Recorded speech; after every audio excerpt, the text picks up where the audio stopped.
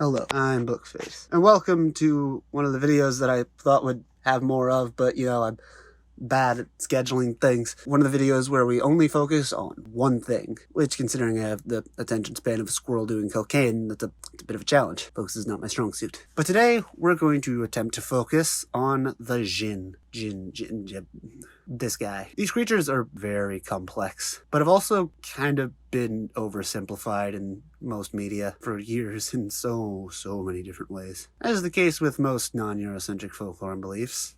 Anyways, so with that out of the way, let's jump right in. No, I don't know what that sound was. So the word Djinn can be spelled in a number of different ways. This, or this, and if you're white, you can also call it a genie. The term genie is apparently a combination of the French Djinn and the Arabic Jinni, which was created when 1001 Nights were translated. And since most modern media is very Eurocentric, that's what's become more common, the genie. But, is anyone surprised? I'm not. The name means beings hidden from the senses. I can't smell it. Where is it? Name comes from the Semitic word Djinn, meaning to hide or conceal. A lot of linguistics to start out this video. Look, clearly I don't word well. Why are we starting this out like that, However, some simply use the term Djinn to refer to anything imperceivable to the human senses. Despite the Djinn having very important roles in Muslim culture, these creatures were actually pre-Islamic Arabian creatures. They were at some points worshipped like deities, except it wasn't actually believed they were immortal. They needed to eat, drink, they can have children, and they can die. And they were seen as subject to judgment by God, or I guess Allah in this situation, and can be sent to heaven, Jannah, I believe, or hell, Jahannam, after death. I'm assuming these are correct. Look, research is hard. They were not necessarily seen as good or evil, but could be either one, unlike angels and demons, which were kind of locked in their moral compass. They're bimoral, swing both ways on the rankings of the sinister. Same here, man. Most thought Djinn believed they were superior to humans because they were created before them. I mean, they do seem pretty powerful. I always feel inferior though, so I don't know. Most thought that Djinn,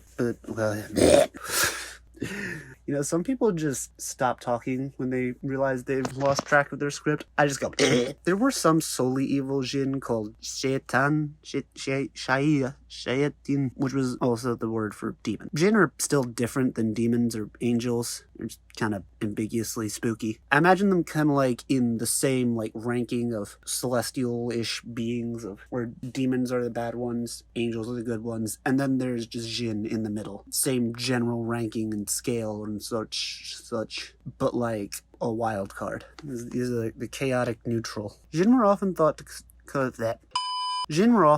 to cause disease or mental illness. Rude. In Islamic belief, they were invisible creatures that were thought to be created by a mixture of fire or smokeless fire. You know how they say where there's smoke, there's fire? No, there's not. There's Djinn, apparently. One hadith, I'm not entirely sure what a hadith is, divides Djinn into ones that fly through the air, ones that are snakes or dogs, very specific category, and ones that move like humans. What if you got a hippo Djinn? Would that be in the snake and dog category? Certainly not human, I don't think they fly. Oh god, it's a flying hippo. What is that thing? Flying hippo would be terrifying. In the Quran,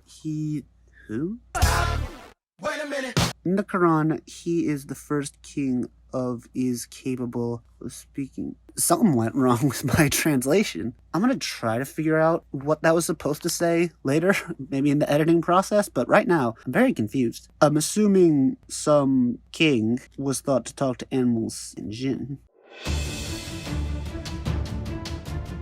Various additional forms of the Djinn were described as Islamic beliefs spread to other countries. An idea I had a little while back from the ideas of the hantu from Malaysia. I think hantu, because it doesn't mean ghost, but it is still sort of a spirity kind of thing. I think that might be like a local version of sorts of a Djinn-like creature, but that's just pure speculation. I could be completely wrong. I'm only hoping I'm not being offensive. That is the only thing. Djinn fear iron. I love iron. It's kind of tangential, but I like iron. I have a ring made of iron. I want to punch a ghost in the face. Not Djinn, though. I feel like that would be really tempting fate, and also quite rude.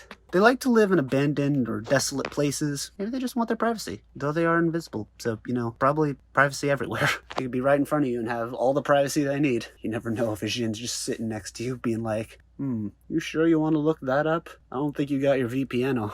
The Djinn is shaming you. Djinn eat bones and rotten flesh. I typically prefer fresh flesh, but if there's only some zombies around, you gotta do what you gotta do. Oh yeah, that could also work in Minecraft. It was so well believed that the Djinn was invisible that if someone said they saw one, they weren't allowed to give legal testimony. Bit of an odd consequence, but okay. I like how they think you're crazy for seeing the Djinn, not because the Djinn isn't there, but because you're not supposed to be able to see the Djinn. Some Djinn are thought to have the power of instantaneous travel. Sick. And sleep paralysis is sometimes thought to be caused by Djinn by many in Egypt. Those sleep paralysis demon, only sleep paralysis Djinn. So it might be something real spooky. It might just be like, hey man, what's up? Bet you have to pee, don't you? Too bad. Chaotic neutral sleep paralysis creature. They can often take forms of many different animals such as scorpions, cats, owls, onagers, these things, or dogs. Especially black dogs, because they're spookier. You gotta have your aesthetic going. And snakes are also very often linked back to Djinn. Piebald dogs were thought to be a very specific form of Djinn called a hin. That is incredibly specific. That is so specific. The one thing Djinn can't transform into, however, is a wolf. And in the presence of a wolf, a Djinn can't vanish. Wolves are thought to be the natural predators of Djinn.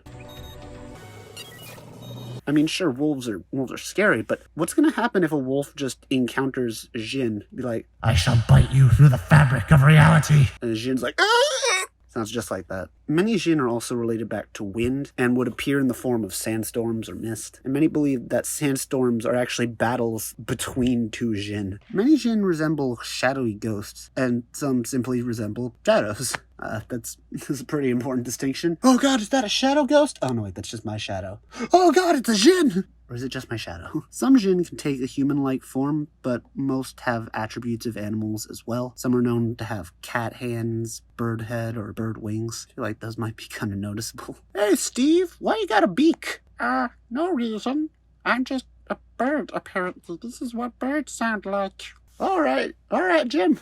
Steve, what did I call you? It's not important. Lovely Jim/Steve of the bird Djinn. Other forms of Djinn are the Scylla and the Ghoul, who can both appear human. There is an imposter among us, and it's a Djinn. That would make Among Us significantly more scary if it was just invisible imposters. Like, you can't... better hope you have a wolf aboard your spaceship. And there we have a slightly confusing page of research about Djinn. I feel like this was very disorganized, and I think that's why I put this video off for a long time, actually, because it felt very daunting. And then I came into it today being like, okay, it's not gonna be that hard. I did all my research. I turned it into a script. It's gonna be awesome. And then I got started. I'm like, oh god, I don't know what I'm doing. Hopefully the power of editing will make this good. But if not, forgive me. If you do like the video though, please leave a thumbs up, comment down below, and subscribe. And I'll see you next time. Bye!